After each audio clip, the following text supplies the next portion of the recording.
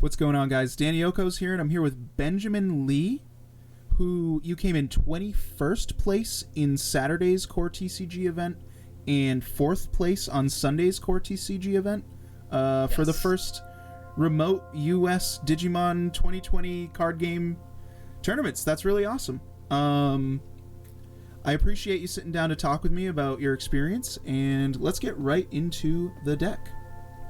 You got it. Let's do it.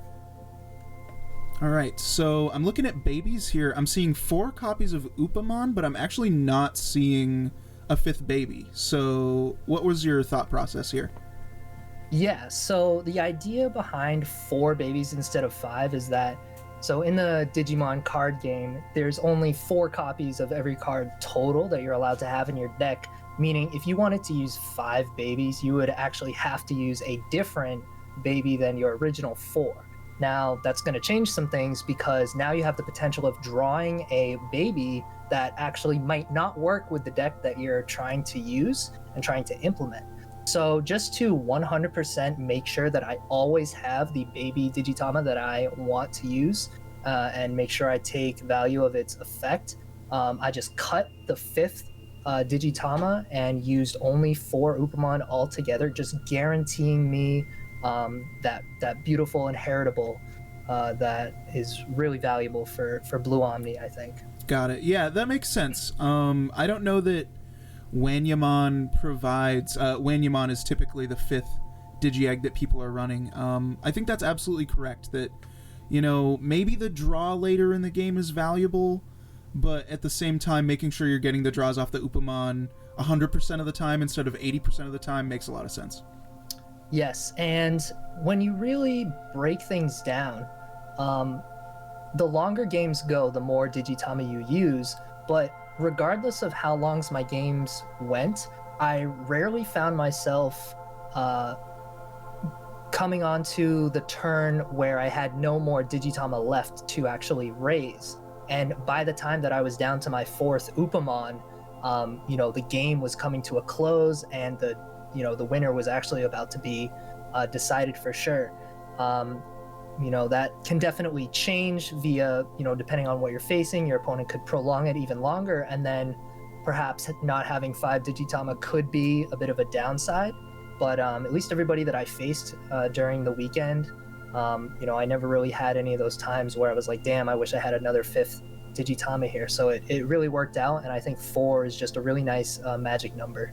Cool. Yeah, that makes a lot of sense. Yeah, in general, the game seems like it's in a place where you're not really going to get to that. How many turns is it? It's going to be... So you get one on turn 1. So turn 9 is when you're going to get into your 5th Digitama. I would say consistently in my testing and in the tournament, I was winning or losing by maybe turn 5 or turn 6, maybe turn 7 at the latest. So yeah, that makes a lot of sense. Right, and... just to add on to that, there was a point in some of the matches over the weekend where you could even prolong your the amount of Digitama you had sort of stocked up by using a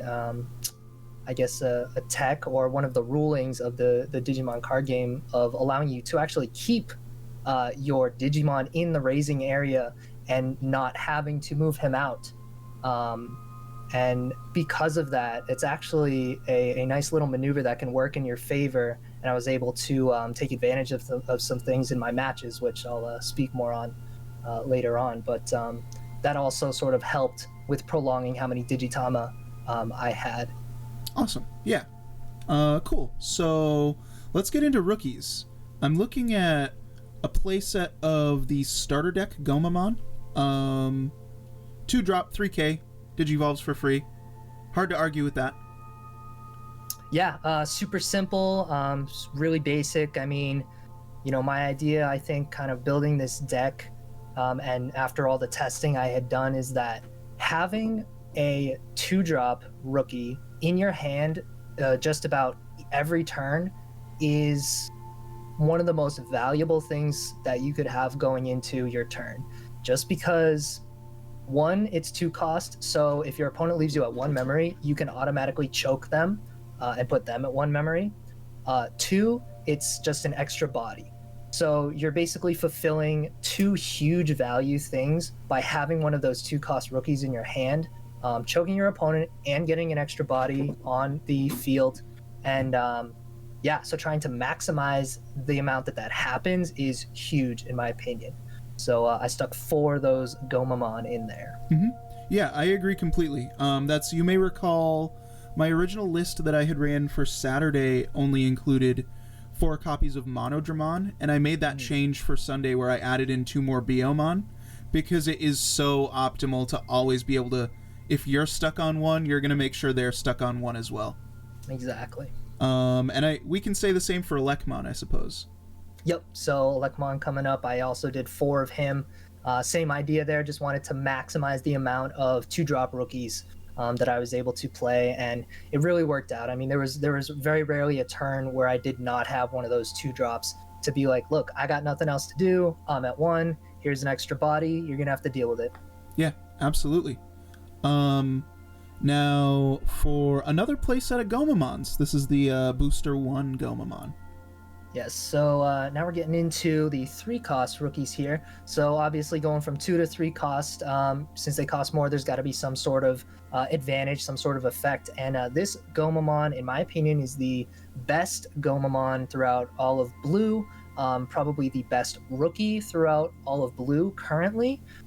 His inheritable effect is just so good, and it's literally on deletion, you gain 1 memory. As we all know, memory in the Digimon card game is priceless. You can never have too much memory when it's your turn, and whether it's your turn and you decide to sacrifice your Gomamon and get that +1, or whether it's the opponent's turn and they decide to delete your Gomamon and minus 1 memory from their side, that's huge. It's huge. It really makes the opponent think before they make their decision, and having that extra memory can allow you to, make it from being their turn on the next card you play to being able to play 2 more cards before it's their turn, which is just extremely valuable. Absolutely, yeah. Coming from a player who plays cards with piercing, so I want to target down a lot of your Digimon and still get damage in. Had I seen more Gomamons yesterday, I probably would have struggled a lot more. That inheritable effect is incredibly strong. Yeah, definitely. And then for 3 drops, we're only running 1 Gabumon. I actually wanted to ask you about this. So after sort of nailing out, the fact that, all right, I need as many 2-drop rookies as possible, I need as many Gomamons as possible, I am sort of already getting to that point of, all right, I'm starting to get enough rookies here. Before I even added that last Gabumon, I kind of did most of the other more important aspects of the deck, and that Gabumon sort of ended up being the filler of, all right, I should probably have another rookie just to get a nice 13 rookies, and I believe that Gabumon is, I guess, the second best 3-cost rookie for Blue, just because it allows you to draw 1 on the raw play. Ideally, I didn't want to have to raw play 3-cost rookies if I could help it.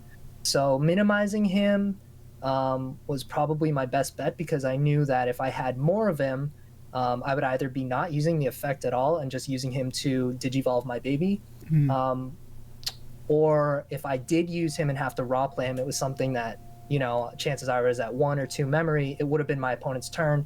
All I get is to draw a card. So in my opinion, I really didn't think it was worth it compared to, the other rookies that we already have talked about and the other aspects of the deck. So he was more of just a filler rookie. Cool. Yeah, I think 13 sounds really correct, especially with Upamon here. I think you have a lot of opportunity to make sure you have one turn 1, but Upamon's going to let you draw enough that you're going to end up seeing the other ones that you need. I think I ended up going for a higher count of 16, but Upamon gives you so much consistency, it makes a lot of sense that you stopped at 13. Exactly, and it's a good thing you bring that up, because I did forget to mention that Upamon is kind of the staple of your draw engine. There were times where there were actually a few times where my hand, because of Upamon, was bigger than my deck. So Wow. his draw consistency is off the charts, and another reason why I definitely wanted to 100% him on the field at all time. Cool. Yeah, that makes a lot of sense. It's hard to argue with consistency like that. With that many options, I'm hard pressed to think you could lose. And you didn't lose a lot, which is awesome. Getting into champions here, I know all about Gorillamon's your black or dark Tyrannomon. Yes, so the infamous one cost Digivolution Gorillamon, Dark Tyrannomon for red. I believe I'm not sure if every color, but I do know most colors have that one cost Digivolution champion level 4. Mm-hmm. And in my opinion, especially for the Blue Omni deck, the cheaper the Digivolution, the better the card, and the better you're going to be able to turbo up to what you want, which is Omnimon. It's just so nice having something that costs 1 memory.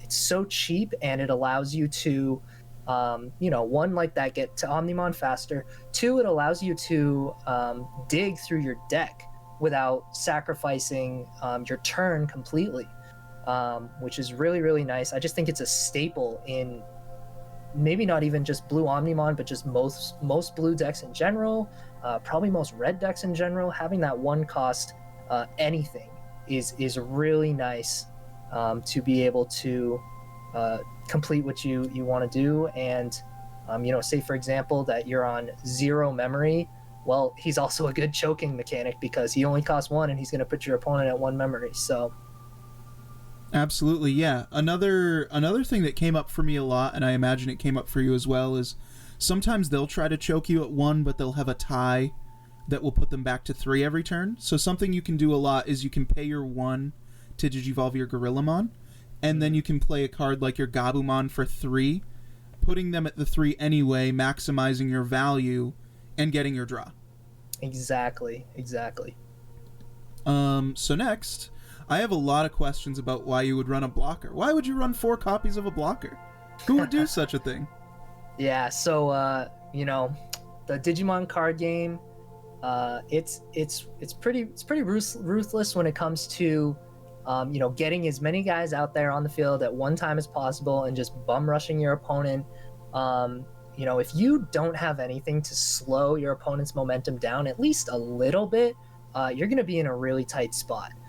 Currently in this format that we are in, there is not much for wide play removal going on in the Digimon card game, and because of that, it's even more reason to run those blockers. 6,000 DP, that ain't small. That's going to take out just about every rookie, actually every rookie in the game currently, and the infamous Rookie Rush deck that we all have heard about, that gets stopped in its tracks by a blocker such as Grizzlymon. So being able to access him as often as possible is just going to be so valuable in all the Blue Omni matches. Agreed. And again, that magic number of 2 to Digivolve, that if you're getting memory screwed, they're also getting memory screwed. Exactly. And we can say the same for Leomon almost in an even further way. He's really interesting, and I hadn't seen him until this weekend in action, and he's super strong. Yes. So Leomon, going back to the idea of what are those values that you want when you're playing a Digimon game. You want your memory, you want to try and choke your opponent, and you want to try and get to your win condition as fast as possible. Well, Leomon is exactly what you want when you're trying to gain memory. This boy is annoying. This boy is very annoying. His DP is okay. It's 5,000. It's not 6K like a lot of the other 4-drops that you might see. But the fact that on deletion, his effect on deletion, you gain 2 memory, that's a lot. 2 memory in the Digimon card game is a ton. Mm-hmm. He's Hammerspark, which we know what Hammerspark does. It's going to end your turn a decent chunk of the time.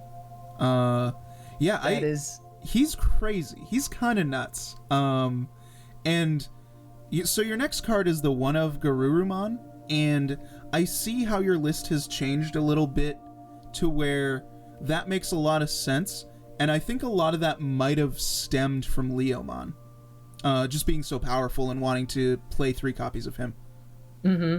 Yeah, absolutely. I think honestly, I was thinking about running just 4 straight copies of him, but recently I did see some things online, some other decks going that were using the 6-drop Garurumon that we'll talk about. And that's kind of why I took one Leomon out and added that Garurumon. Cool. So yeah, let's talk about that Garurumon. He does some really fun things.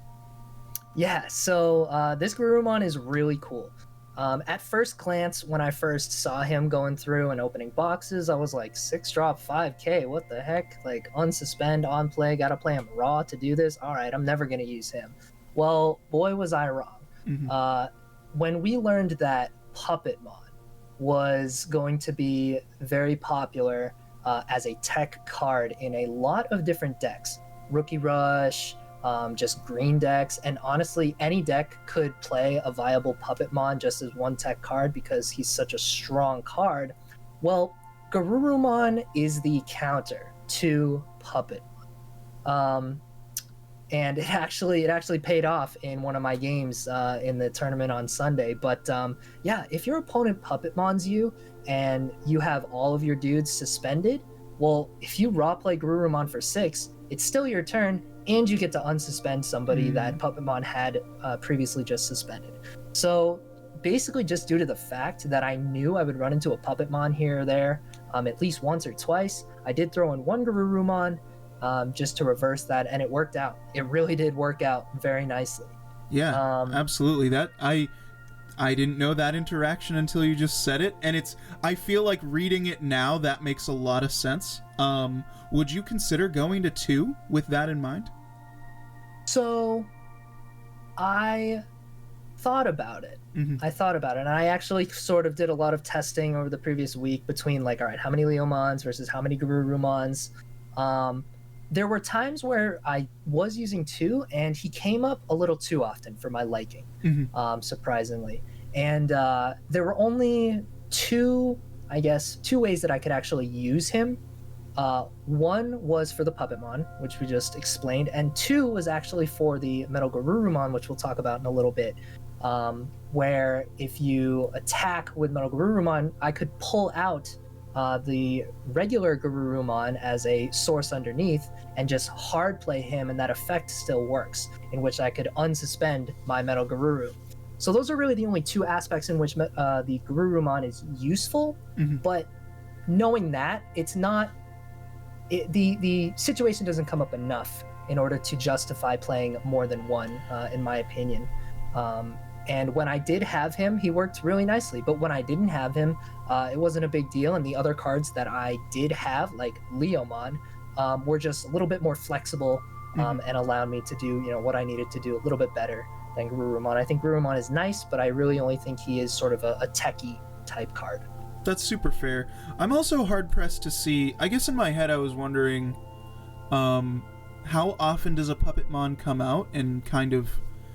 sometimes I feel in this game like you're always a turn away, and a Puppetmon's going to keep you that turn away for them to end up winning. But I'm wondering, with those 3 copies of Leomon and the other things we've seen and the things we're going to see, how frequently that would happen against a deck like yours, where I feel like you might have been winning a lot faster than your opponents a lot of the time. Like maybe it wasn't as even between you and your opponent in more games. Did you feel like you were winning by a lot most of the time? So yes and no. It really depended on which deck I was going against. And actually, my playstyle in general, I think, is more try to play safe rather than try to win a little bit faster. And I think, at least for this deck profile, that was more my intention, kind of the way to go, and sort of how I built it around was to try and play a little bit safer. But there were definitely times in which I was rushing. I was rushing my opponent because of just what my hand was given, what I was forced to do, and how I could respond to what my opponent was doing. Um, and because of that, sometimes, you know, my opponent would be overwhelmed with the idea of, you know, the rush aspect that Blue Omni can actually surprisingly do very, very well. And like that, they really wouldn't have any other choice except to use their tech card, which, you know, quite a few people used Puppetmon as their tech card. And it just happened to work in my favor with them thinking, all right, I'm going to suspend all their guys. They won't be able to unsuspend. And, well, you're wrong. Yeah. So absolutely. I think as far as you're saying play style goes, I think that's the mark of a strong trading card game player in general. Or, I mean, you also play Tekken. Decision trees matter a lot, and I think you're going to win more when you're more mindful and you're always making the safe play that brings you towards victory. Safe plays that don't propel you towards victory aren't really worthwhile, but it sounds like you were making the right plays at the right time. Correct. Yeah, I couldn't agree with you more. So Monzemon, I've looked at my red card list in general, and I'm kind of jealous that you have a 5-drop 2 to Digivolve Ultimate. What the hell? What the, red's full of like metal Greymons that I don't want to play, you know? So I do believe that red has Groundramon, which is actually the red that version might be of, it. I think you're right. Of Monzemon. But does he fit in a red Tyranno deck? I don't know. But in the case of Blue Omni, I do think Monzemon is once again extremely valuable. You can think of him as the 5-cost or ultimate of Gorillamon. Same reasons why I played for Gorillamon, for that quick low Digivolution cost and value, is the exact same reason why I play for Monzemon. You know, one of the major ideas of the deck for Blue Omni is that get to Blue Omni as fast as possible. And a 2-cost Digivolution Monzemon level 5 really does the trick a lot of the times. And we're actually going to see this pattern come up one more time later on when we get into Megas. Cool. All right, so your second ultimate here, I'm seeing 3 copies of Zudomon. Yes. So, Zudomon. So, this is kind of where things got a little bit tricky, was the level 5s, your ultimates here. So, other than Monzemon, the other level 5s for blue are kind of chunky. They're kind of heavy. They really force you to slow down your progress of getting to Omnimon, which in this case, in this deck, you don't want to slow down getting to Omnimon. You want to get there as fast as possible. But unfortunately, playing only 4 Monzemon and no other level 5s, well, you know, you're definitely going to see a lack of level 5s in doing so. So you got to play something. The level 5s in Zudomon, I think Zudomon is a really, really good level 5, even though he costs 7. But he's one of those where, yeah, he digivolves for 3 cost, but at the same time, if you're forced to hard play him, you still get value. So that's kind of where my head was at when building the deck. And for all the cards in general, my idea of thinking was, okay, if I can't digivolve perfectly, and if I'm not getting my perfect draws and I don't have the ideal hand, I still want what I have in my hand to be viable and be playable and get value as a raw play card. And I think Zudomon does just that. You know, when you play him, you trigger draw 2 cards. That's huge, right? Drawing in this game is huge. And he even comes with a little bonus inheritable there of, you know, if your opponent has a Digimon with no Digivolution sources, when you attack with the Digimon on top of Zudomon, you actually gain a memory. So we kind of come back to the idea of how valuable memory gain is. And I think it's one of the things that Blue does best, especially in Zudomon. Absolutely, I agree. So, next we're on to 2 copies of the Weregarurumon. I believe this is the starter deck, Weregarurumon? Yes, the ST2 starter blue Weregarurumon. Sort of similar idea of Zudomon, you know, same exact cost stats, very chunky, Digimon, ideally you wouldn't really want to play him raw if you didn't have to. But even if you had to, I think his inheritable really makes up for it.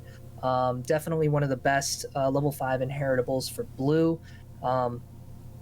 In the idea that if your opponent does not have a Digimon if your opponent has a Digimon with no Digivolution sources and you attack with the Digimon on top of the Garurumon, you will actually get security +1.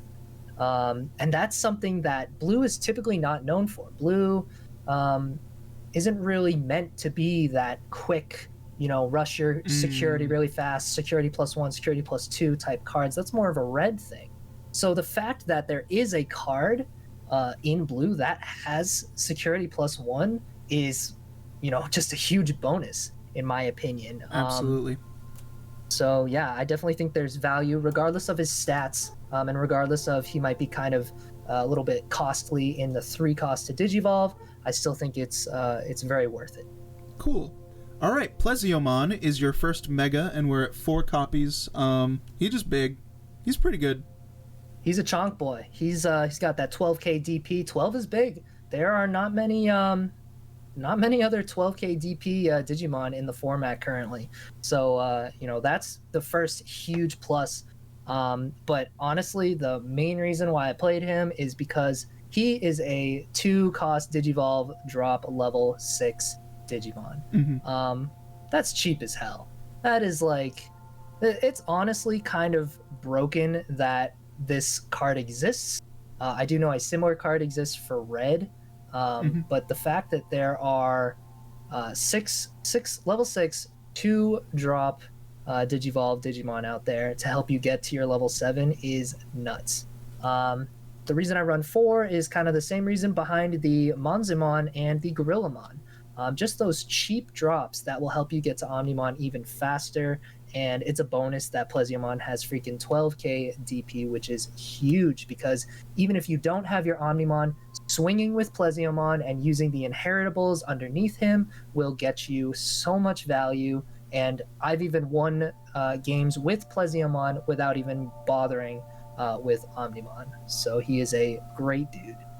Yeah, it's really hard to argue with that. The cheap Digivolution, it makes a lot of sense. I don't want to jump too far ahead, but, Metal Garurumon, he has a really good effect, but he's a little weaker, and he Digivolves for more.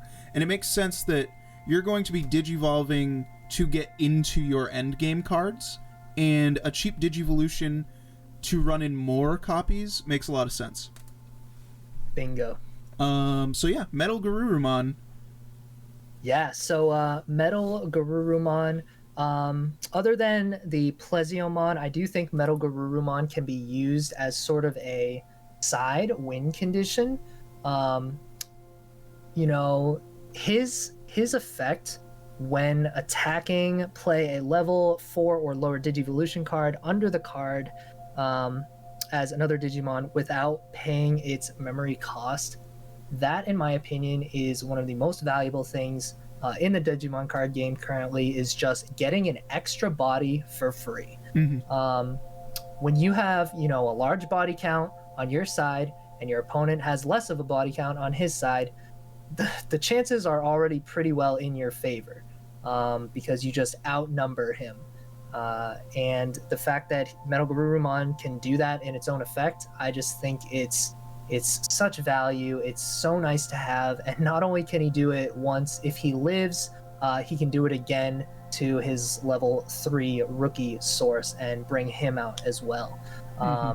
So you're just gaining bodies, you're attacking for 11k, and he happens to be a level 6, so you can also plop Omnimon right on top of him.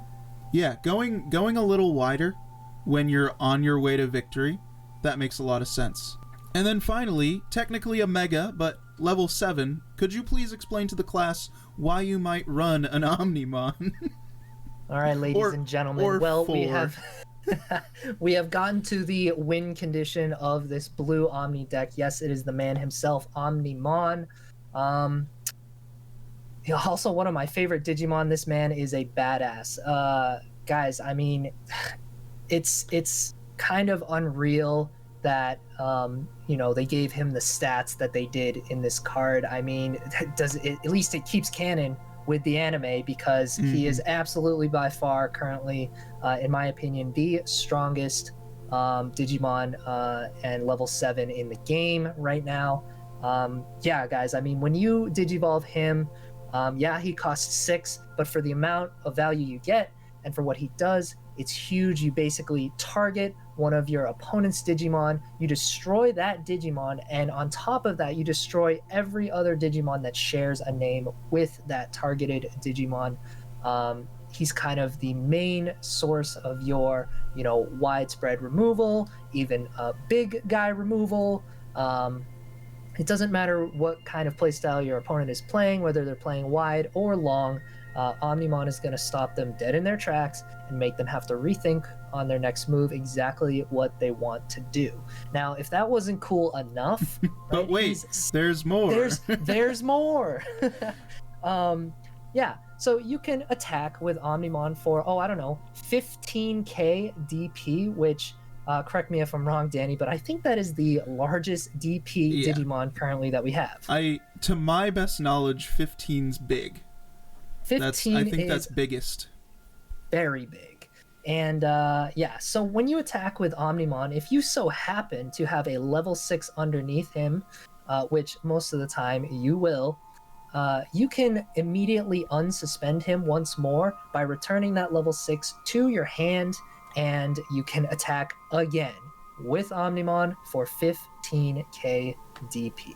And what's absolutely perfect, I mean, you're getting value there, but given the opportunity for you to have your Weregarurumon under there still because you grabbed the 6 out, so he swung, and now he's potentially getting another swing security attack +1. Exactly. I mean, they were both +1, but the second swing +1's crazy.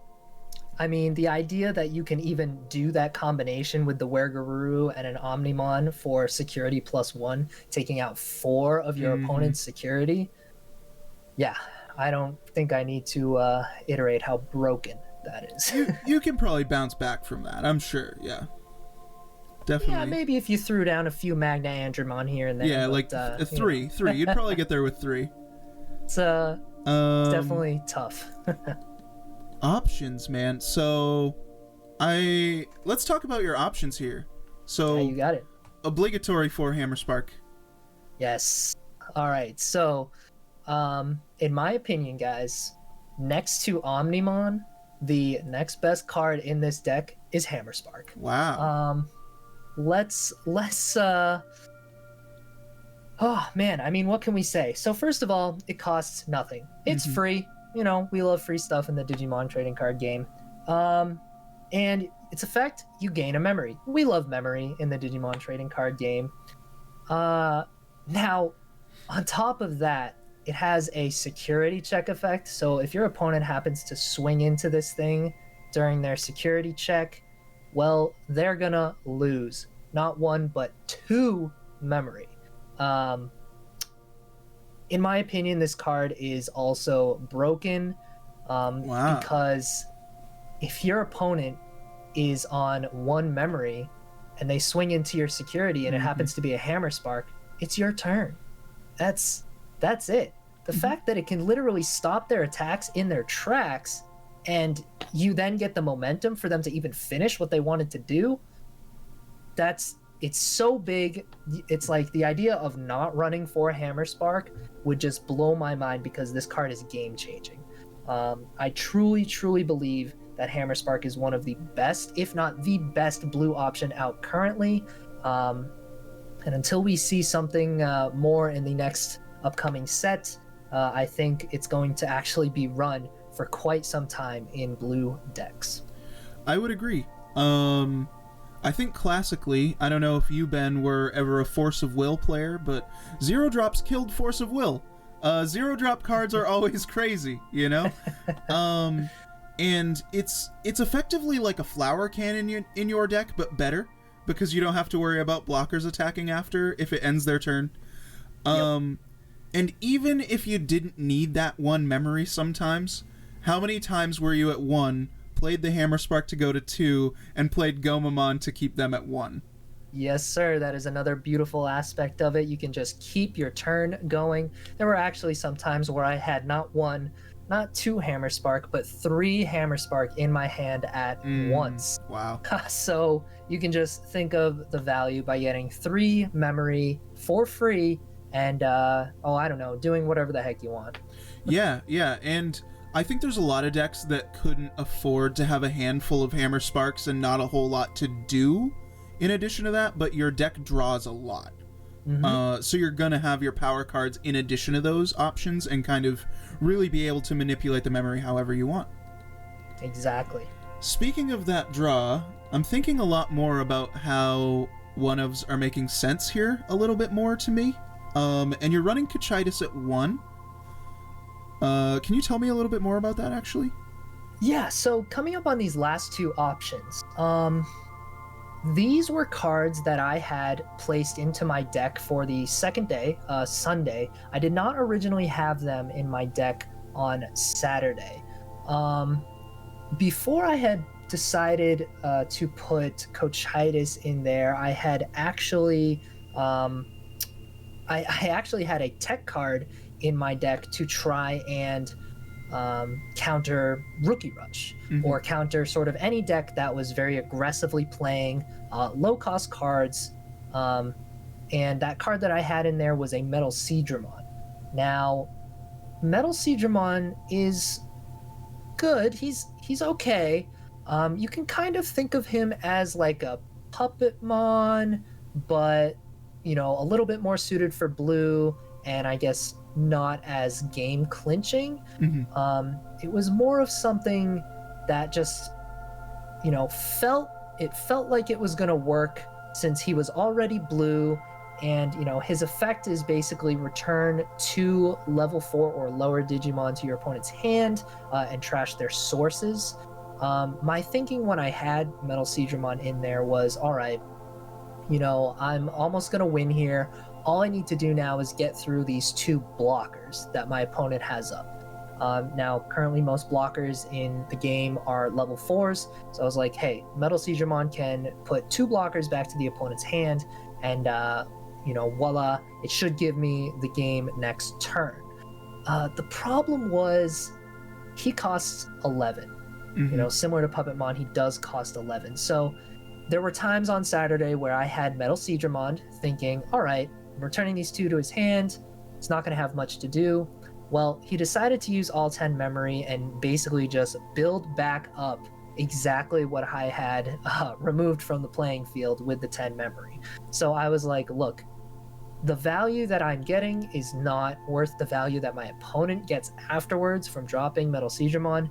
I don't think I can use this guy anymore. I'm going to have to think of something else for removal. Well, I was fishing through my options and I came across Cochitis.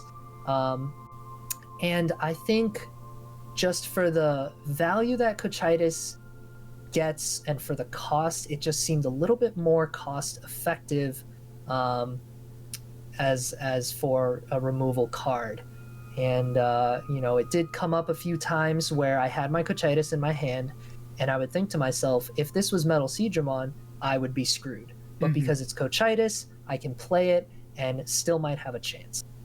Awesome. Yeah. I can definitely see that way of thinking because, you know, I was running 2 copies of Skull Greymon on Saturday, and again, the 7 hard play, mandatory hard play to kill a blocker sometimes feels like it's a little too much to do it a little too slow. And in the same way that you were saying they could kind of just rebuild when you bounce to their cards with Metal Seadramon, it always felt like, well, if my point is to kill a blocker here, then, like, didn't I want to win that turn? Couldn't someone have just attacked at that point and maybe they'll block and it'll die in battle? I entirely agree with that change, and we're gonna make the same change in our blue deck now. That makes a lot of sense. Finally, Kaiser Nail. I love this card. I want to hear your thoughts on this card. All right, so before Kaiser Nail, I was sort of, struggling to I guess, get more of a body count Mm-hmm. on the field sometimes. So there would definitely be times where I was not given the best hand, as you know, we all know how that feels, and I would definitely fall behind in tempo.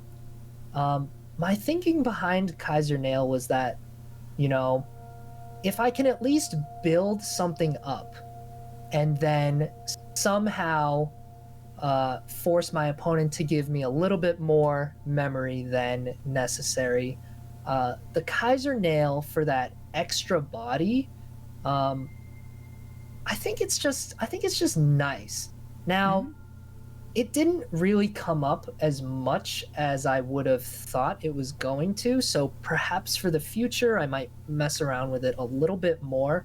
But I think just my general thinking of having a four cost option that could give me another body, as long as I had something with Digivolution sources out there, um, that was really where my mind was at, was just to try and secure another Digimon to have my opponent, you know, think twice before making his moves. I did take out a Wergarurumon to use the Kaiser Nail, Mm-hmm. um, and sort of my idea behind that was, well, Wergarurumon is probably along with or right behind Zudomon, maybe just the card that brings the least value to the table and is more of a bonus, with Wergarumon's effect. Like, yes, it's nice if you have a Wergarurumon in play, um, but if you don't, it's not a big deal. So I saw him as sort of a bonus effect, and I thought, you know what, a second body for a four cost is a little bit more value than, you know, hopefully having a Wergarurumon out there with the correct amount of time and correct amount of build to digivolve up to Wergarurumon. You know, it's going to take a few turns to get to Wergarurumon. It just felt like the value was a little bit more in favor of the Kaiser Nail. And, you know, even though I didn't use it too much, I did use it, I believe, at least twice. Although I believe in both situations I had sort of already secured the victory, so it was Mm-hmm. kind of an extra on top. You know, not insult to injury, but something that maybe wasn't too necessary. So A little bit win more, as it were.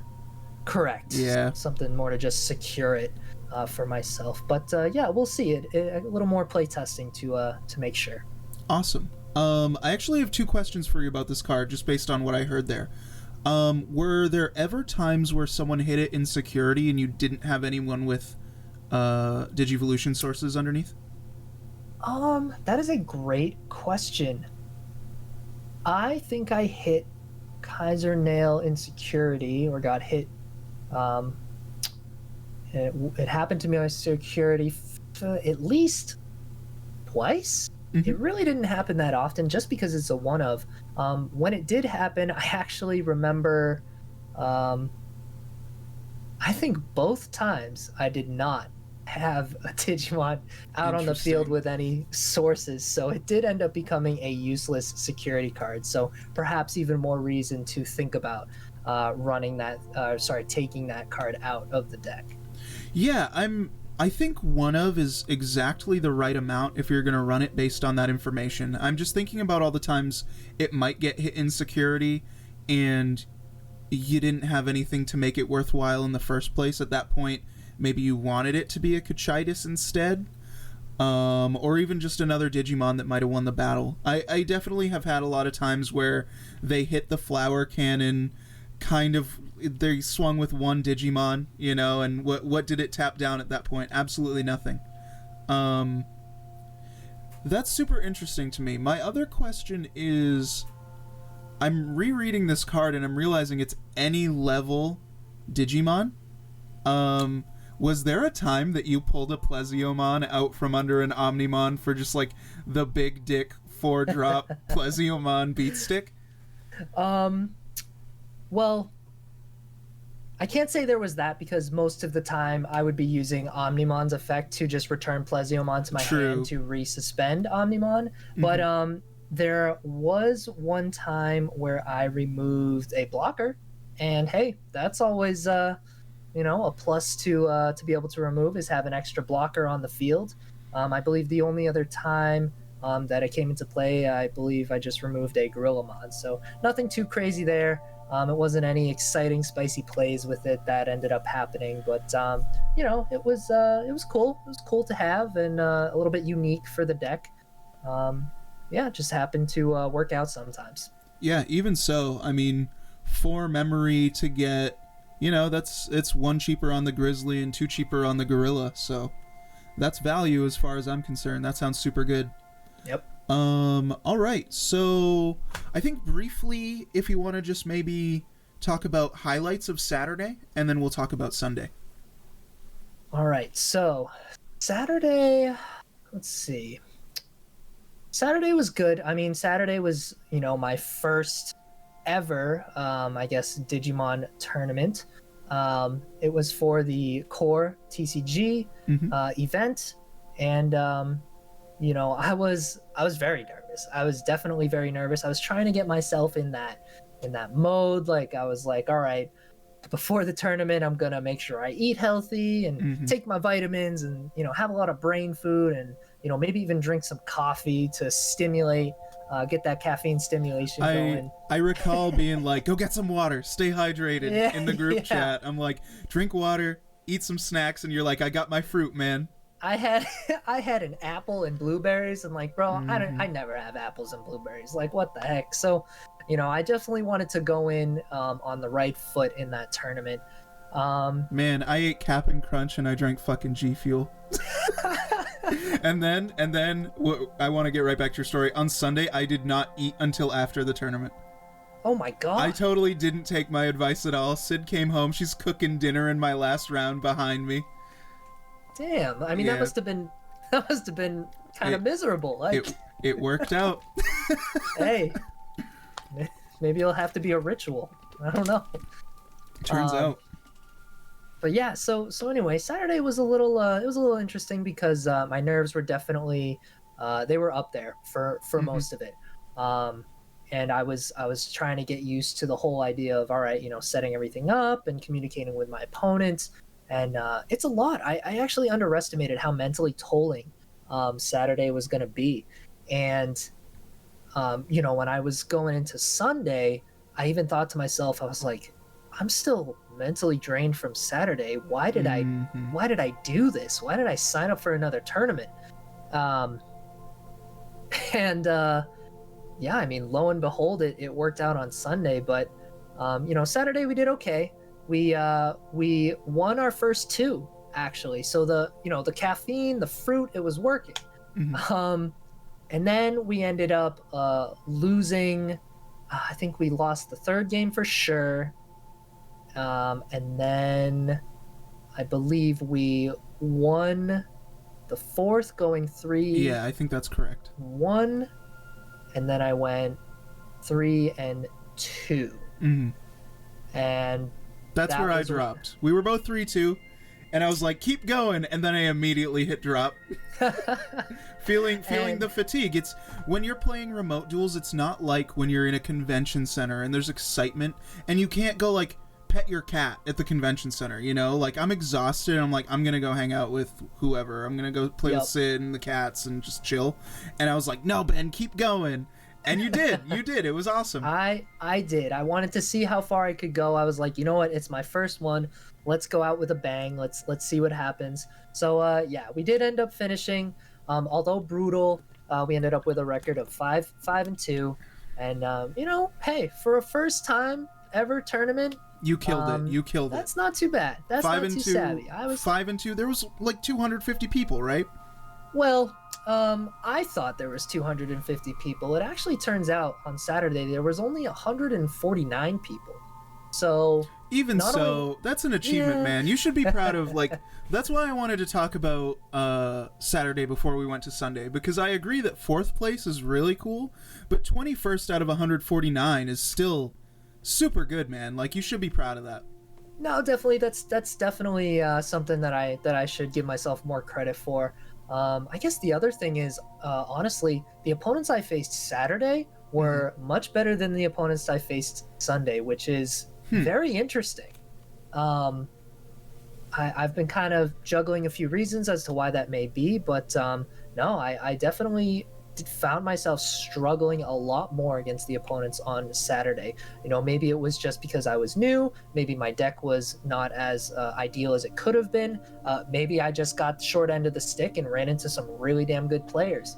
I do remember that one of the guys, or the player that gave me my first loss on Saturday, he ended up making 5th place in that tournament. So, right away, that he was quite the good player. Shout out to that guy.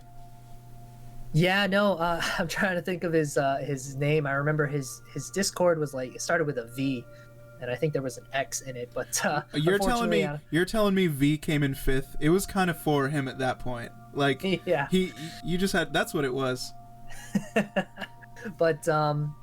But yeah, so Saturday was good. It was probably a good first experience, honestly, because not only did it teach me a lot, but it also kept me humble. And I think humility is one of those traits that all players in any gaming community should have, because I feel like had I done better on Saturday and had it got to my ego and made me feel like, hey, I'm the man, I probably wouldn't have done nearly as good on Sunday.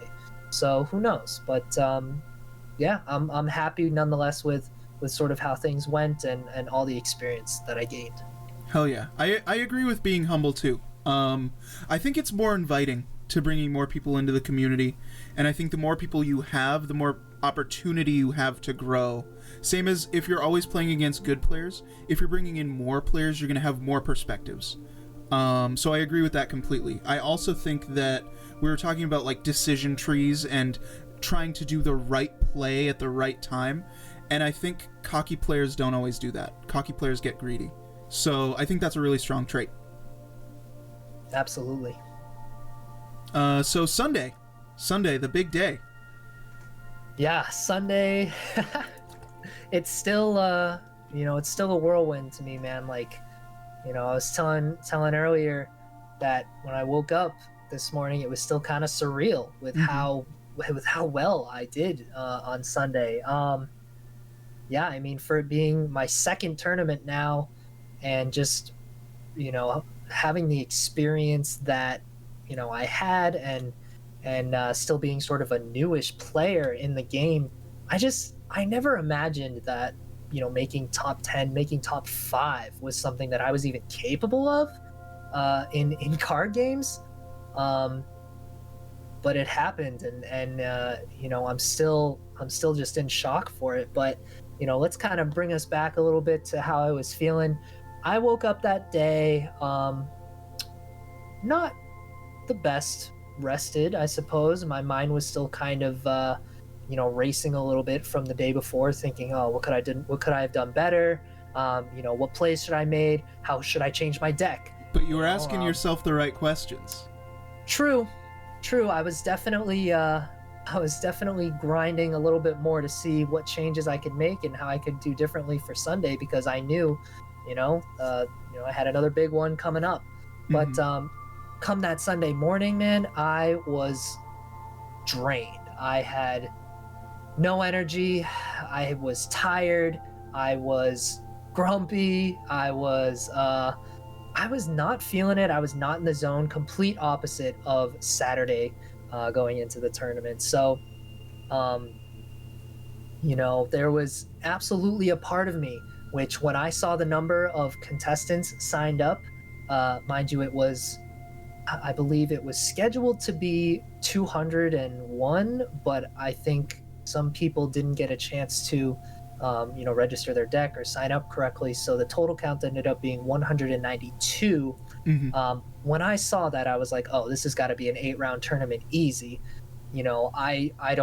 I don't even know what I was thinking doing this. Like, how am I going to get through this? I'm still so mentally drained from yesterday. There's no way I'm going to do nearly as well as I did yesterday.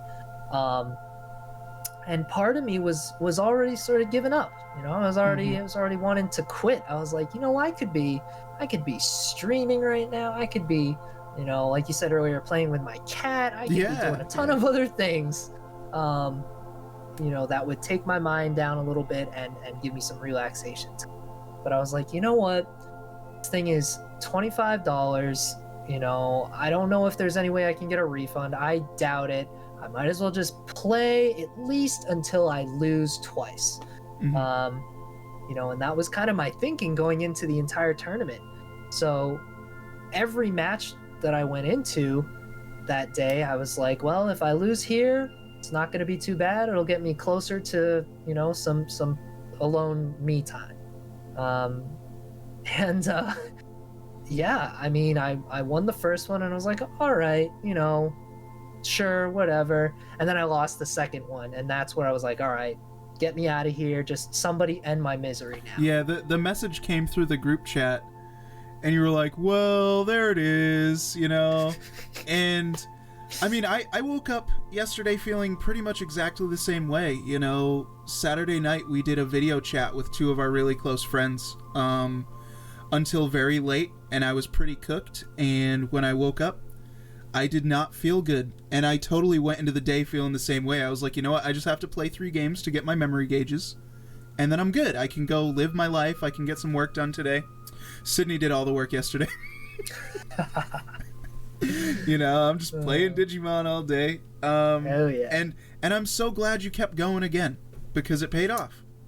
Yeah, no, I mean, obviously with a little help and motivation from you guys, it's always nice to have those people to behind you and to help keep you in the game. But yeah, I was gonna stick to my promise though. If I had lost 2, I think I still would have, scooped. But yeah, it just somehow things worked in my favor. The Digimon gods were looking upon me, man, and they really wanted me in that top 5. So.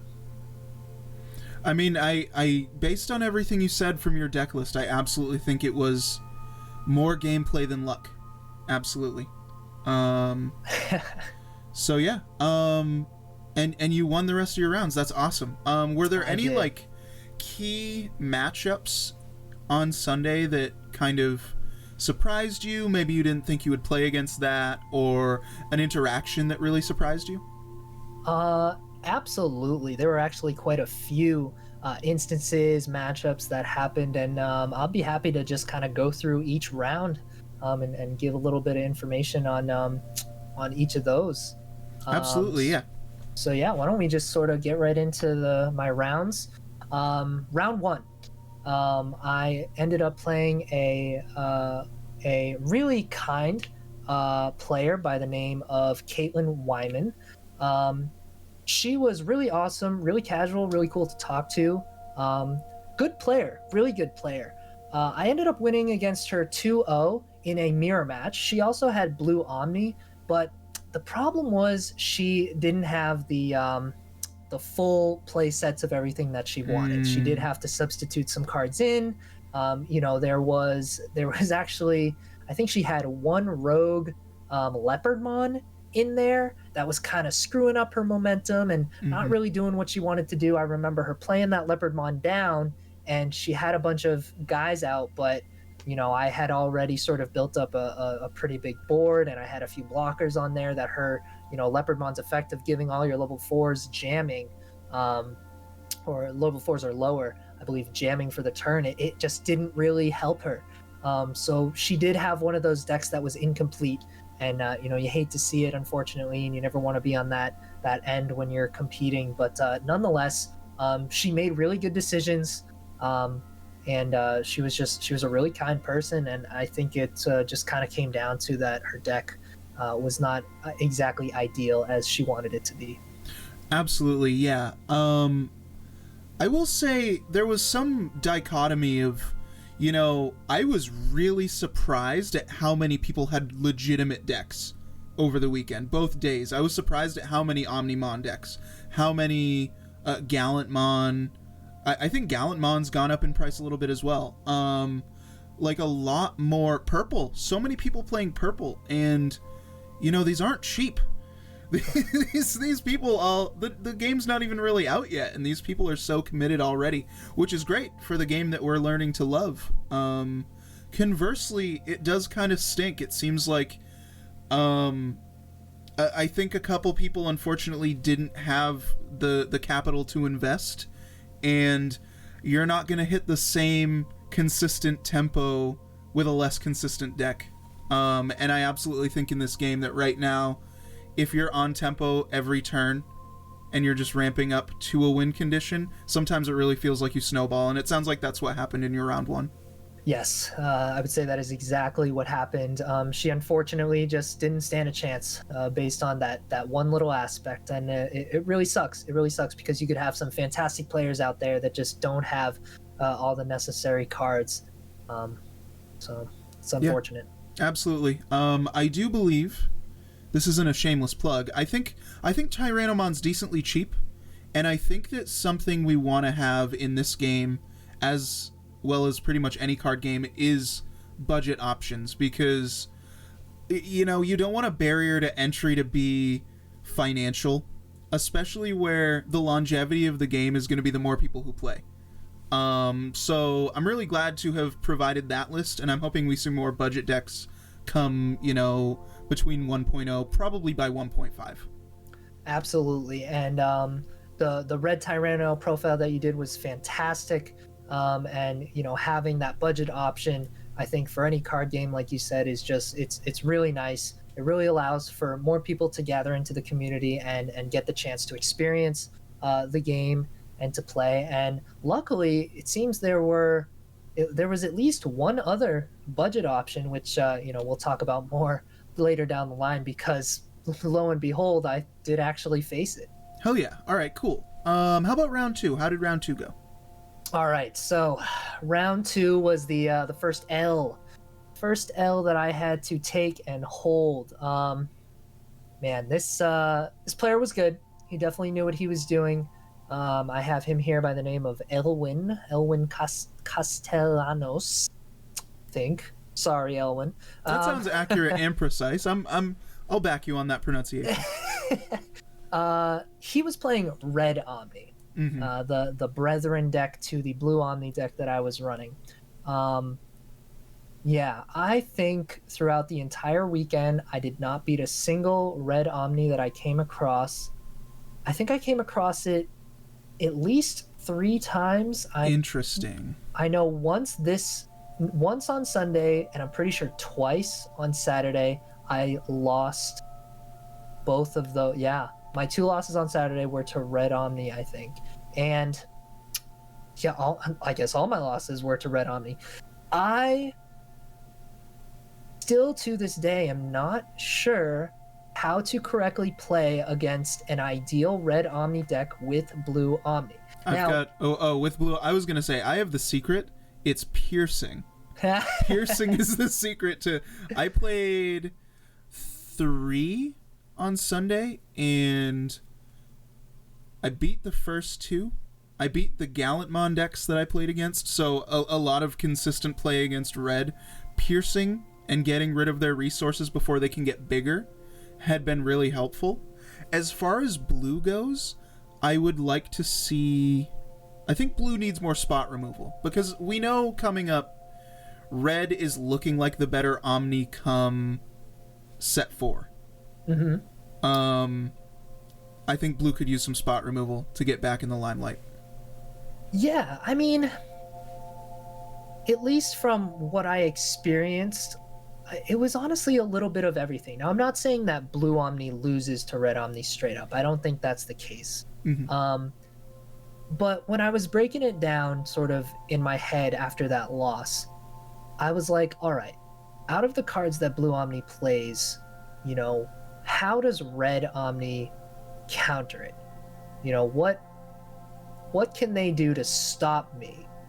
And unfortunately, everything that I had in my deck, they had an answer for in their deck. And I was like, there's no way it's a hard counter. There's no possible way. And I still am not 100% sure, but just breaking it down in my head, I was like, okay, well, I can try and rush them, right? I can try and just throw as many 2-drops out there, try and get my rookies out.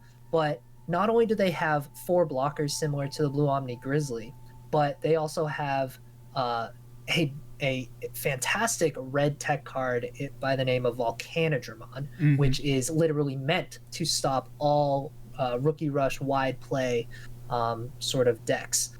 And you already know that most red decks were going to be running that card, as he deletes all of your opponent's Digimon with 4,000 DP or less. So that option off the table. Mm-hmm. My next option is, okay, I can perhaps try to just evolve up to Omnimon as fast as possible, before he gets his. Now, what can he do against that? Well, Red also runs a beautiful removal card by the name of Gaia Force. Absolutely.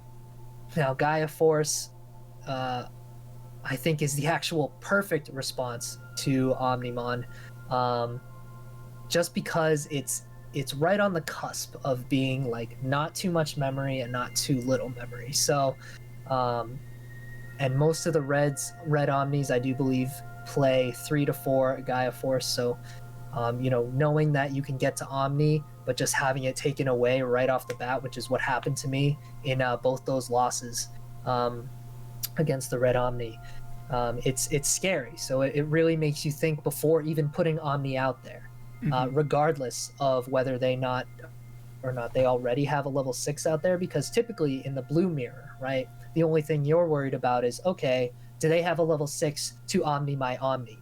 If they don't, go ahead and play Omni. If they do, just wait and, try to Omni their Omni, right? That's sort of the idea between the blue mirror. But the blue against red, because red has that Gaia Force, it has to make you think twice now before putting Omni out there. Even if your opponent's board is kind of fresh, clean, and they don't have anything, it's still a scary thing to do. And the only other thing I could possibly think of was, all right, well, maybe I can set up my blocker, right? Maybe I can defend against him while trying to build up, my level 6s, maybe get some Metal Garurus out there while trying to stop his pressure. But it just so happens that red has an answer for that too, by the name of Skull Greymon, which literally when you play Skull Greymon, he just destroys a blocker. So even my blockers become useless against the red Omni deck. And kind of after going through all of that thinking, I felt like I hit a wall. I felt like, red seems to be able to do exactly what blue wants to do, but just a little bit better against blue because they have the answers for the blue cards. So still to this day, I'm still kind of confused about what I should be doing against a red Omni with a blue Omni. And, hey, maybe there's an answer and it's just not in my deck, or maybe it's something I haven't seen yet, but I'm definitely going to keep doing some more testing and see what I can come up with, because, I don't believe in the idea, at least in this game so far, that there is an unbeatable deck. Absolutely, I agree. And I think what you said is absolutely true. I think sometimes in card games, in video games, in really any game, there's going to be a strategy that can be really strong, but it's going to have to lose to something if the game's going to survive. And I maybe think that blue Omnimon might just have a poor matchup against red Omnimon. That being said, it doesn't sound like you got absolutely blown out. It sounds like you did your due diligence and you did your best, and you can't always win in a bad matchup. So that's just the way it is. I did end up going 1-2 against that red Omni, so I took one game. I believe that first game though that I did take, I sort of rookie rushed him. I put down a lot of low cost drops, and it just so happened that I overwhelmed his blockers and he didn't have enough, and he didn't even have his Volcanodramon. So I guess I sort of got lucky, that game. But nope, the next 2 games he had exactly what he needed, and I even bricked in game 3. And I remember that hand clearly. I had 1 Gorillamon, I believe I had 1 Leomon, I had 2 Plesiomon, and 1 Omnimon. Yeah, I'd be hard pressed to base your success rate against red Omnimon based on that round. It sounds like you did your best. I definitely did as much as I could. Cool. All right, so from here on out, it's smooth sailing. Let's hear about round 3. So yeah, round 3, obviously, after taking that loss, I was a little down in the dumps, but I was already, thinking like, all right, round 3, it's gonna be my last last game because I'm definitely gonna lose this one. Well, we went into it, and we faced a gentleman by the name of Christopher Bell. Um, he was playing yellow. He was playing yellow slash Angemon and Kentorismon. Cool. Here's the simple facts of the matter is I went 2-0. I drew perfectly both games. I literally did not miss a beat with my draws, and I was just blown away because I just had him on the run each game. Regardless of his slash Angemon, which when Digivolved does minus 8,000 DP to anything on your opponent's side, which is really, really good. That actually deletes 90% of the Digimon in the game currently. And then the Kentorismon, great effect when Digivolved. Give your opponent, all of your opponent's Digimon -2 security checks, meaning they basically can't attack your security unless they have like security +3, which nothing in blue gets. So yeah, I didn't even give him the chance to really get up there though. Like I just never missed a beat, man. Everything I drew was perfect, and I kept drawing into Digivolution after Digivolution after Rookie when I needed it. I even think I got lucky in the Sparks and the security just for some bonus damage. Wow.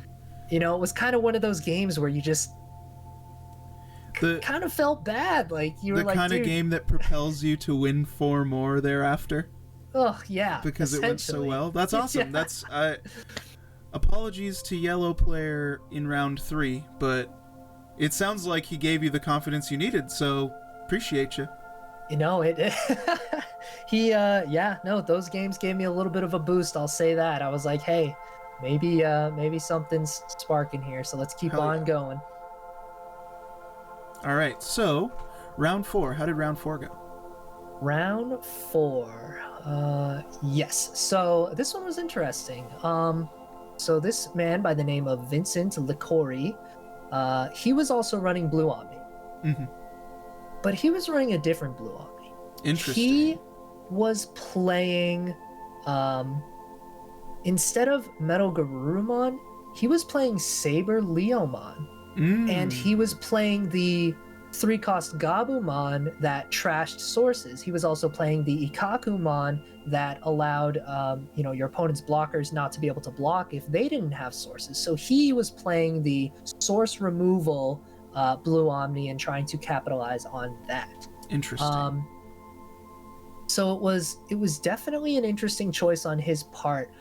I honestly think the reason that I took it over him was because his deck is a little bit slower than the 2 Digivolution cost Turbo Blue Omni.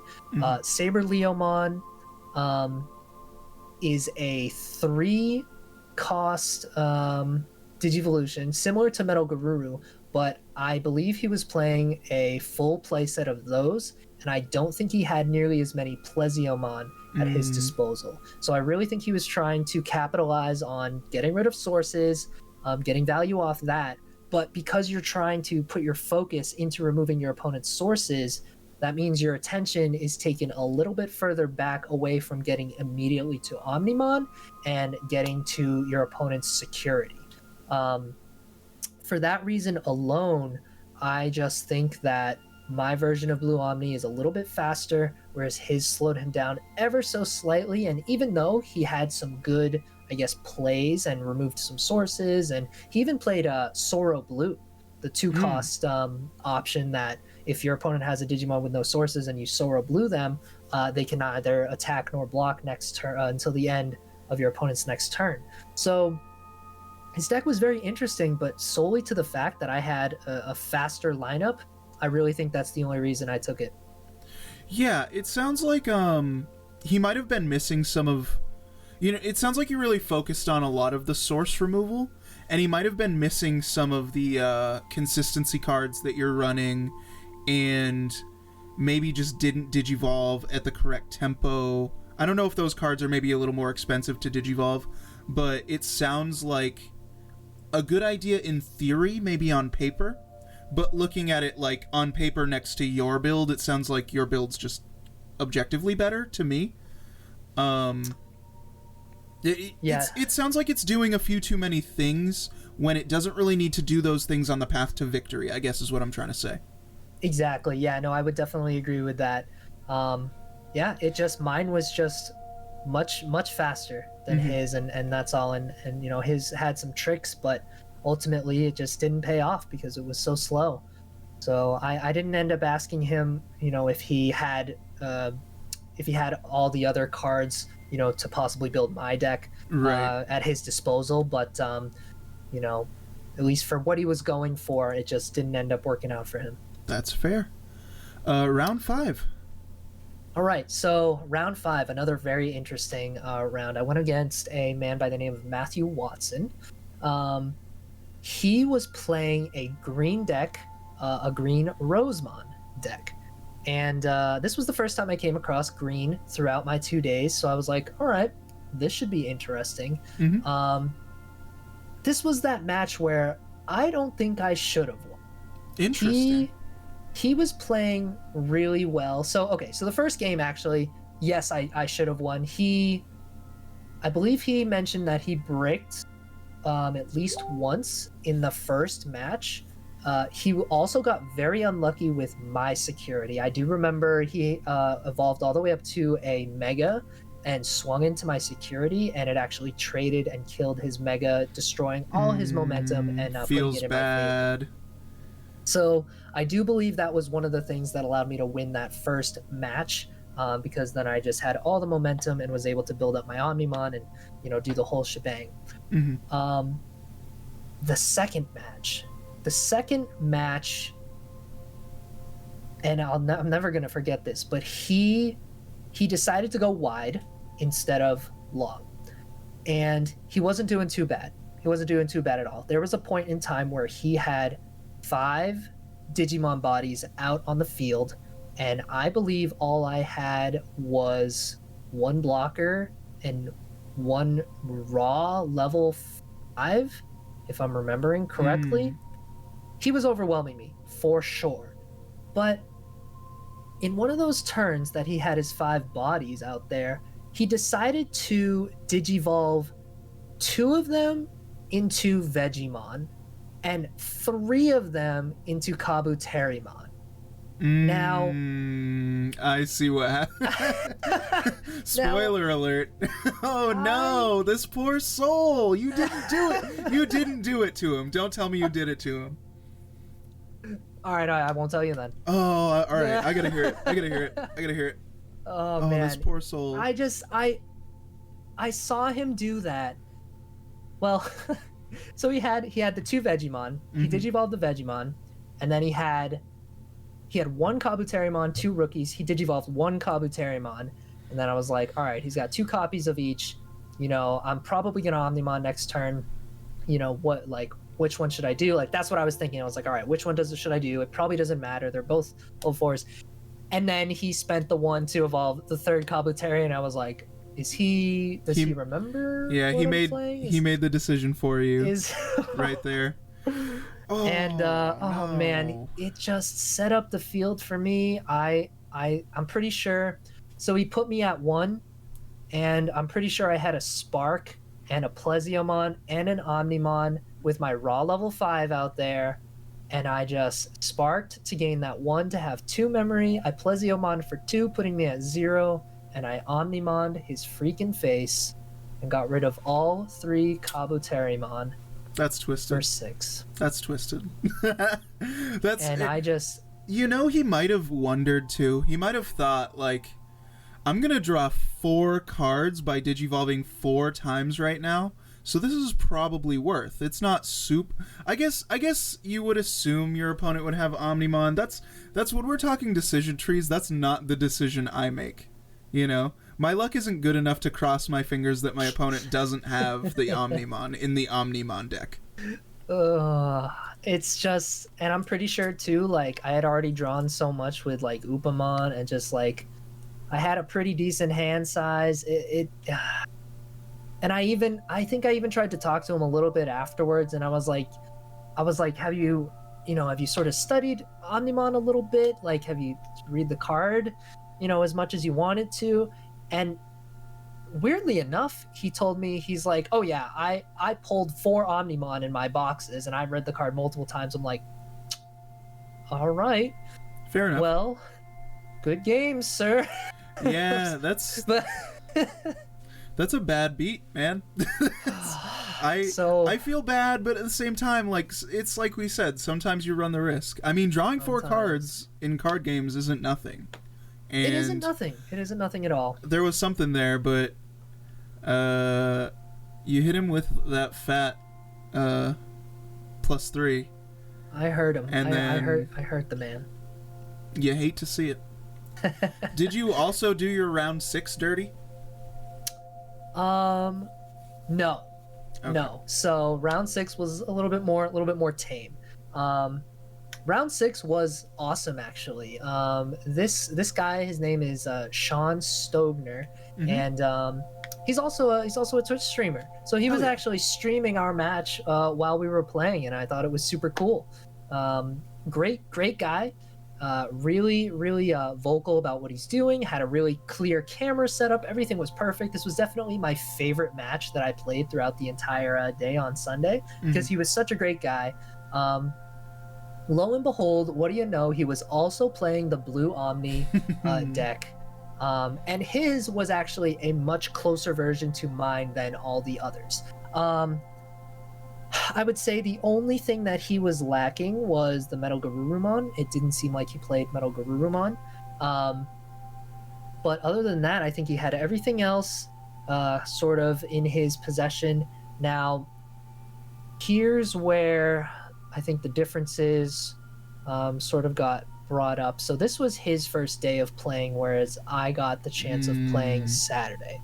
He didn't get the chance to play on Saturday, so he didn't really know the mirror match as best as you really need to know the mirror match if you're gonna try and win the mirror match with Blue Omni.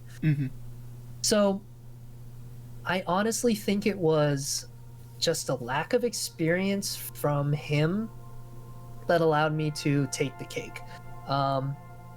And it's little things, right? It's when you're in the Blue Omni mirror match, there are little things that you need to think about, because it's essentially a battle of choking your opponent and who can Omnimon the other Omnimon first. Not necessarily who can get to Omnimon first, but who can counter the opponent's Omnimon first. So in that sense, right, say for example that I go first and I pull up my egg, I Digivolve into my rookie, I get my Gorillamon for 1, I choke my opponent, it's his turn. He pulls out his egg, he does the same thing, he gets his Gorillamon, puts me to 1, it's my turn. Or not even Gorillamon, he could use a 2-drop, right? Because I put him at 1, he puts me at 1 for 2. He gets his level 4. Now it's my turn. Say I move my Digimon from the raising area to the field, and I start building up my guys. Okay, I have 1 memory. What can I do to get to Omnimon faster? Well, I'm going to smack a level 5 on him in Plesiomon for 2. Or sorry, not Plesiomon, Monzimon for 2, right? That'll be a level 5, 2-drop Digivolution cost, putting him back at 1. Right? Now, if your opponent somehow figures out a way to Digivolve, I guess, faster, or perhaps they have some sparks in hand, because of the fact that you put your Digimon into the playing field and made them vulnerable quicker, that means that your opponent basically has the removal advantage to I guess remove your stack that you had been so diligently trying to build. And that's what you're basically trying to avoid in the mirror match, is you don't want to get your stack removed before you remove his stack. And the only way to ensure that is to keep your stack safe by keeping it in the raising area. And that's something that people don't really think about, right? Because you just want to get as many bodies out on the field as possible. You want to, just overload your board and bum rush your opponent. But, if you're trying to play against the blue Omni Mirror and you're trying to play safe, sometimes it's smart to keep your guy in the raising area, which is what I did. So I kept him in the raising area until I knew that he was putting all his marbles into a single Digimon, and I knew that he had Omnimon and he wanted to Omnimon. So I essentially would use the raising area to my advantage, keeping my stack safe while also raw playing my 2-drop rookies and building up a small board of my own, forcing him to Omnimon first, which, okay, maybe he gets to kill, a rookie or two. He kills a 2-drop rookie, and you're like, right. Okay, yep. Sold. And now here comes my big boy that I've been building up, each turn, and I'm going to Omnimon you right back and steal the momentum. So that's kind of what I learned playing Saturday, and even playtesting before that, is that in the mirror match, it's whoever omnis the other omni first. Yeah, an analogy I've used a couple times in this game, not everybody's a Yu-Gi-Oh player, so not everyone's going to get it. There used to be, back in 2012, I ran Elemental Heroes, and you would run 3 copies of Super Polymerization, which let you fuse your opponent's heroes to make your own hero fusions.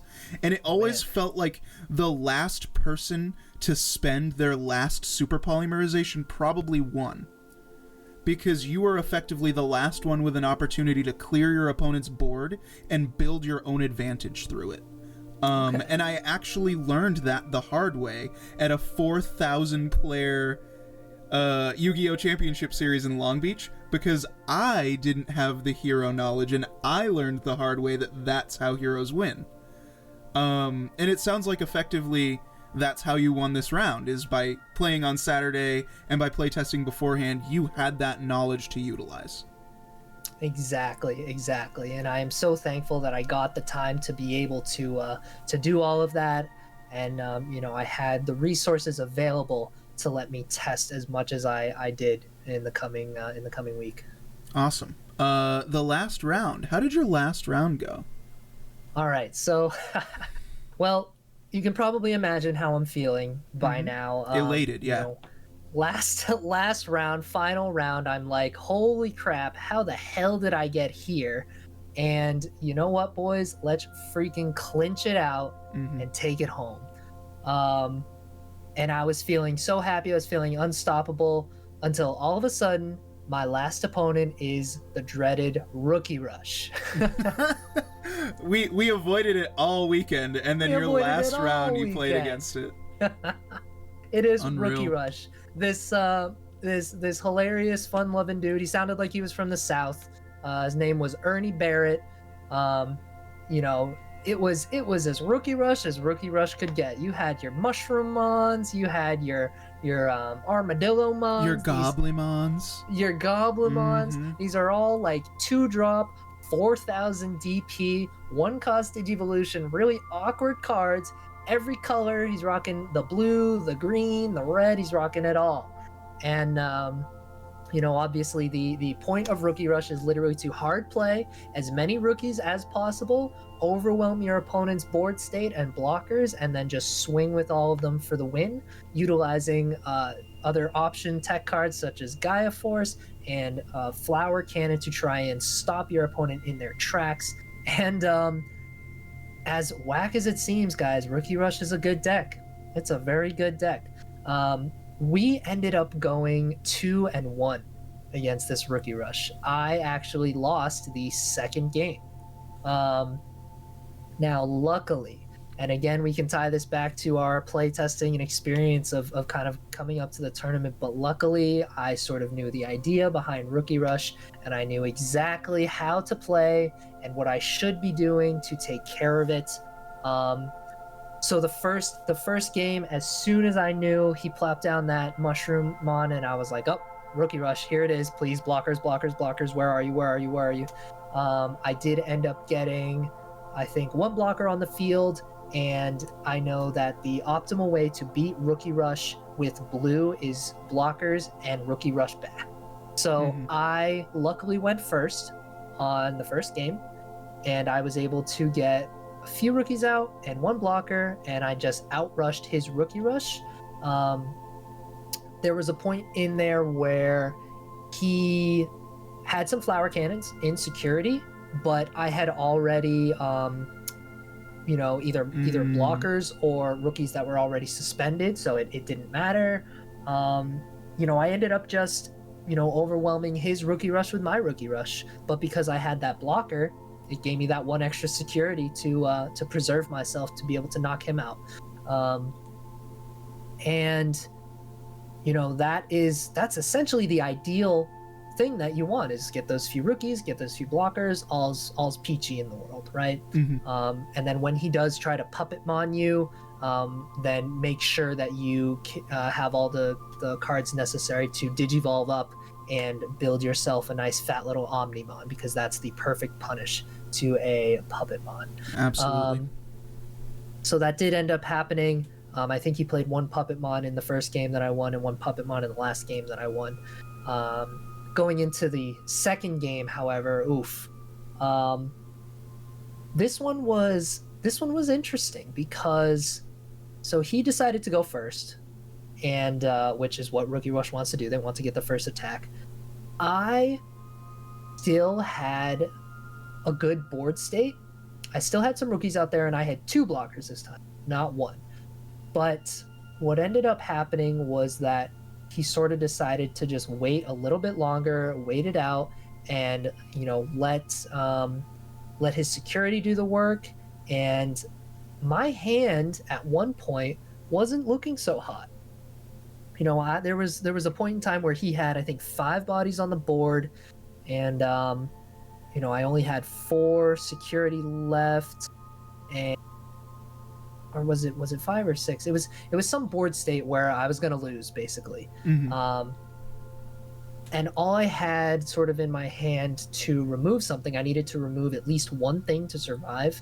All I had was Kachitis, so there wasn't much I could do but Kachitis, because Rookie Rush likes to put you at 1 every time by playing 2 drops.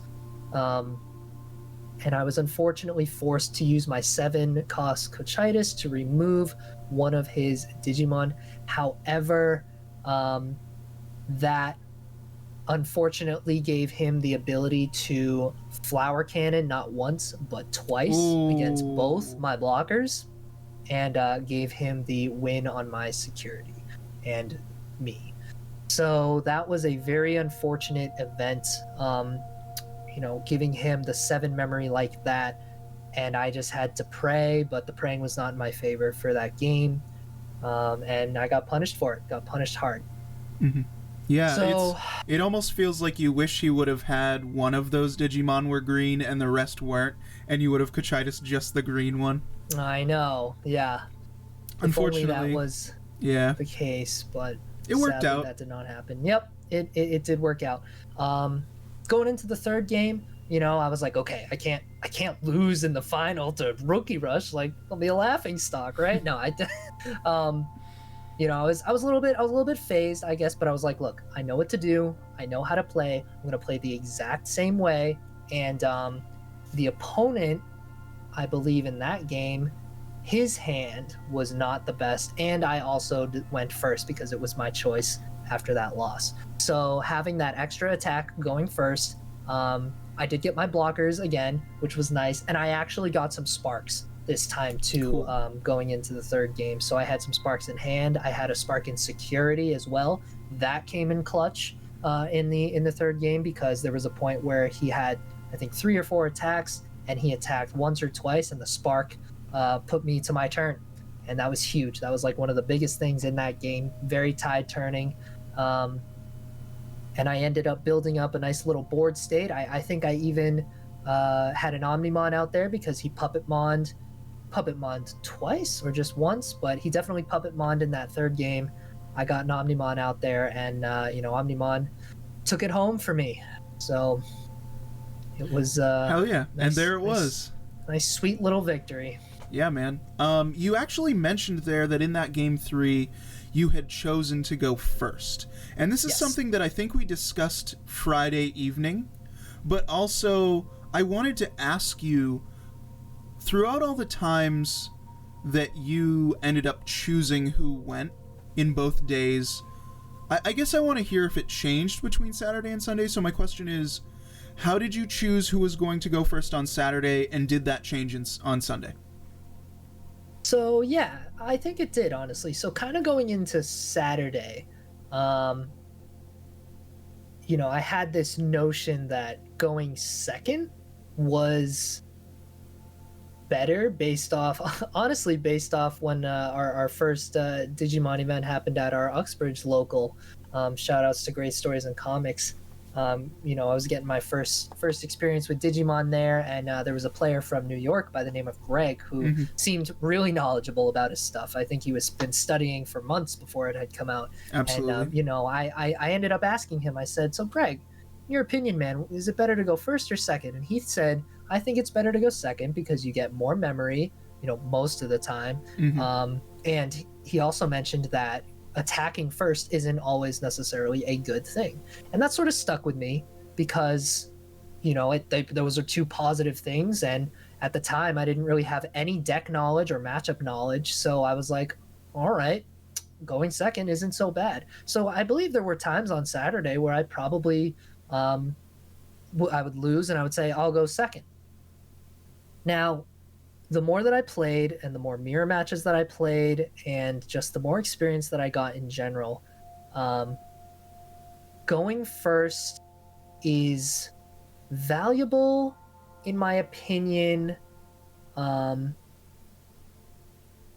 blue, because if your goal is to get Omnimon, then Digivolving first is also a perk that comes with going first. And so just because you have the ability to get to Omnimon faster than your opponent, potentially you can remove an ultimate or a mega when they get there, because you're going to have that level 7 Digivolve before them.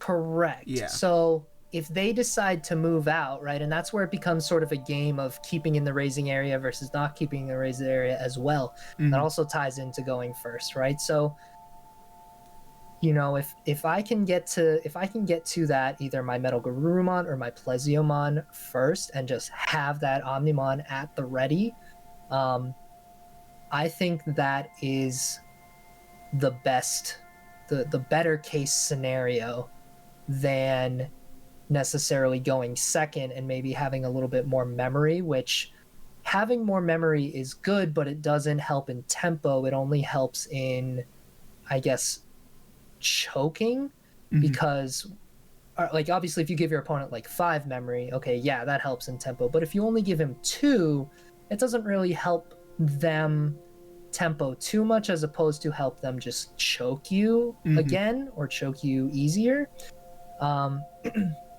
But so when you put them at 1 or 2, they're still going to be digivolving at the same pace as you for the most part. And so, yeah, I just think having that first Digivolve and the quicker Digivolve is more valuable in those instances. But like that, I still think going second isn't bad because of this whole raising area mechanic. And so, I think ideally if you had 2 blue Omnimon players that, were running the same exact deck, and they were, extremely knowledgeable on the matchup, you would essentially see something like, 2 level 6s in the raising area, and then trying to build up your own board state on each side, and whoever's raw play board state comes out faster. The person better. who hit the right cards to be able to build their actual board while they're stocking up their Omnimon ammunition. Yeah. Bingo. So this is so interesting because you kind of just changed my mind in a way. My opinion pretty much all weekend was that if you're not playing Rookie Rush, or if you're not playing against Rookie Rush, you want to go second. And as much as it is about not having to start at 0 and have less memory, For me, a lot it was about having that extra card when you draw for turn going second. Yes. And I do believe that for a lot of decks. I absolutely think that Red Tyranno needs to see Taiga, and I need to get into that card, and that extra draw that I get is one card closer to him. But it's a combo deck, and I have to get there or I lose, most of the time. You totally just changed my mind, though. It's so interesting to me that, given that context, I absolutely agree that maybe, if you're running an Omnimon deck, or even maybe purple with a Millenniumon, black with a Millenniumon, something that can go into a level 7, or something with hard removal like an Omnimon on Digivolve, maybe you want to get there first, and that's a super cool interaction that I didn't think of. I'm glad we had, this was just supposed to be a deck profile, but I feel like we've covered a lot of things that there's going to be a lot of blue Omnimon deck profiles, but I think everybody can get a lot of value out of this longer form conversation, and I'm hoping that the community likes it, because I'd like to do more of these. Yeah, I hope so too, and I'd be glad to help out in any other way I can, for sure. This has been awesome so far. Hell yeah, man. I mean, at this point, I guess, is there anything else that we didn't touch on that you want to add? And then we'll do shoutouts after that. Yeah, definitely. I mean, probably nothing else too specific. Maybe just I'll briefly sum up the idea of the blue Omnimon deck, at least my version of it. Like that, just to reiterate, your goal is to get to Omnimon as fast as possible, while also choking your opponent at one memory as often as possible, because those are that's one of the things that blue, in my opinion, does best, is choking. It's a really good deck because it just has those three like valuable aspects that, in my opinion, are just so important to have, right?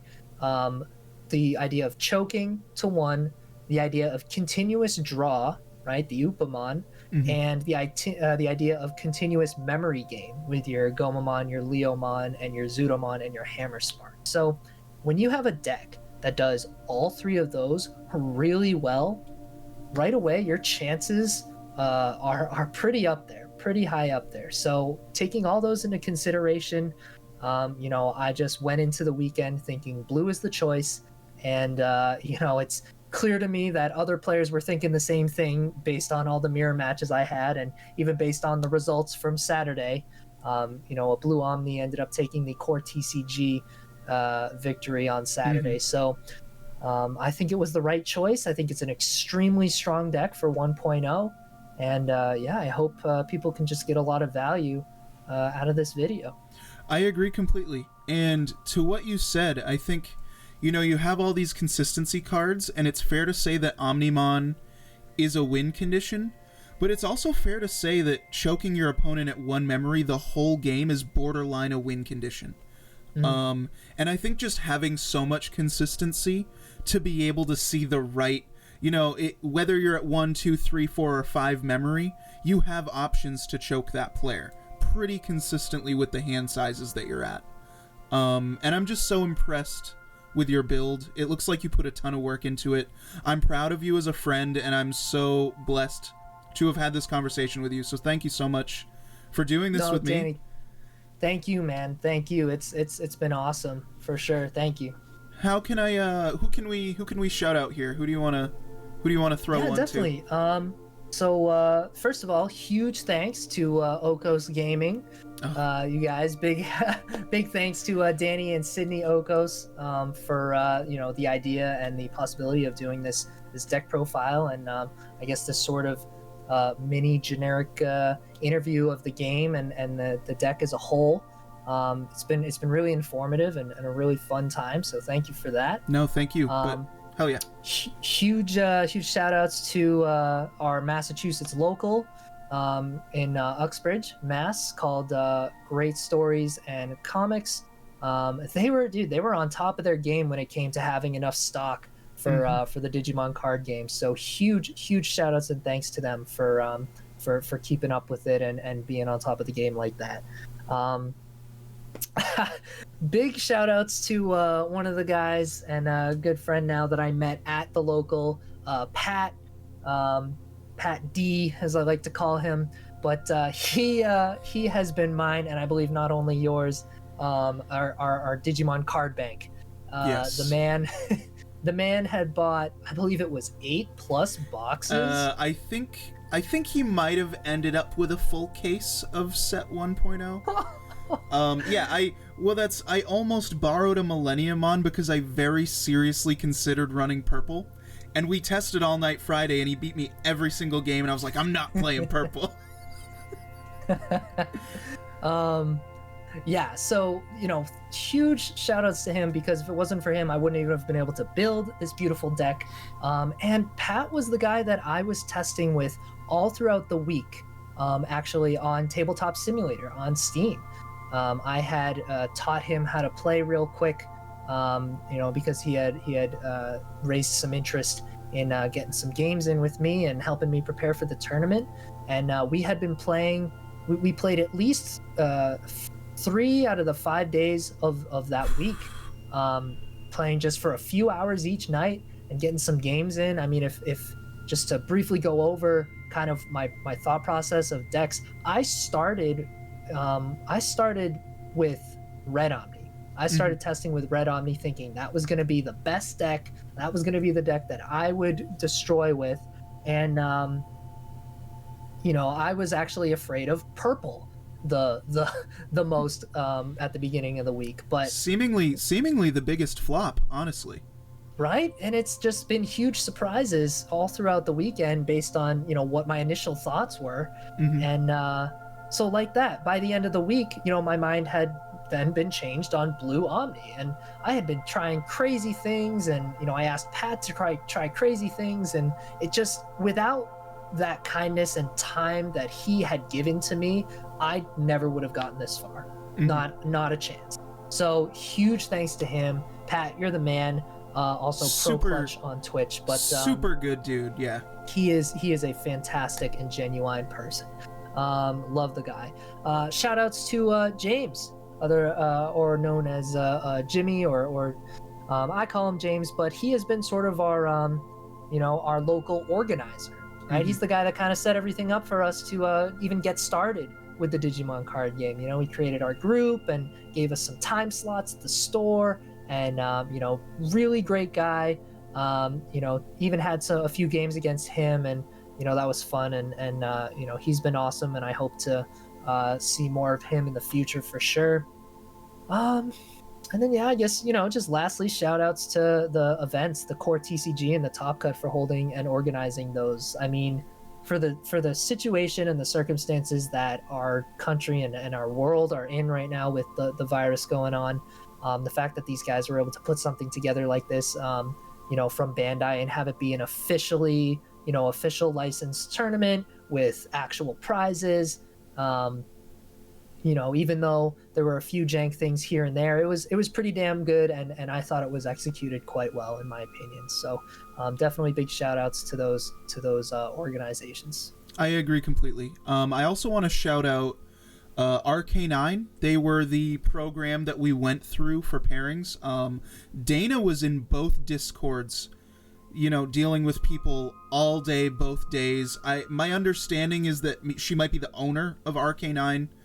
And it was fantastic. They busted their asses all weekend, and I agree completely. I'm so happy that Core TCG and Top Cut did this, and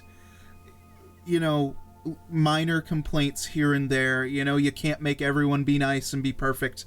I think they absolutely did their best, and they were well-run events. For sure. Well, can we plug your Twitch at Benjamin Lee? I suppose we can. Guys, feel free to follow me on Twitch, twitch.tv/Benjamin Lee. Typically, you'll find me playing stuff like Tekken. I'm a big enthusiast of fighting games. Tekken 7 has kind of been my main competitive game for the last few years. Hey, now that Digimon is a thing, I'm going to try and figure out a way to get more and more Digimon content on my channel as much as possible. Still trying to figure out the kinks and figure out exactly what I should have for content. But it'll definitely get there. It'll definitely get there, and everybody is free to come on by, ask questions. There's no such thing as a bad question when you're trying to learn something. And I'm not going to be one of those like cocky, egotistical, pro players that give you snarky responses, or tell you to look it up yourself. No. Like, if you guys have a genuine question and you're really trying to learn and you want to get better, that's what I'm here for. I will be glad to help anybody and everybody that's trying to learn this game, because I want the community to grow. I want this game to take off, and I want the community to get bigger and bigger and better, and just make its way to the heavens. So come on by, say hello, and come hang out, guys. That's where the action's at. 100%. It's the same for me in Sydney. I'm so happy to have succeeded in this weekend, more than anything because I hope it expands our platform and gives us more opportunity to interact with the community. That's all I could think about all weekend was I want to succeed to help Sydney grow her channel to get to a place where we can be impactful and help the game grow. And I'm just so excited to be here talking to you, both of us feeling successful and doing what we think is right to make this game grow. It was absolutely awesome talking to you. Thank you again. It's Benjamin Lee on Twitch. You can find me, Danny Okos, over on Twitch as well. Same name on Instagram, same name on Twitter. If you want to see my fiance, I know she's better. She's going to come back and host more videos soon, I promise. It's Sydney Okos on Twitch, Instagram, and Twitter as well over there. Okos Gaming, I'm Danny Okos. Thank you so much for watching, and enjoy your day.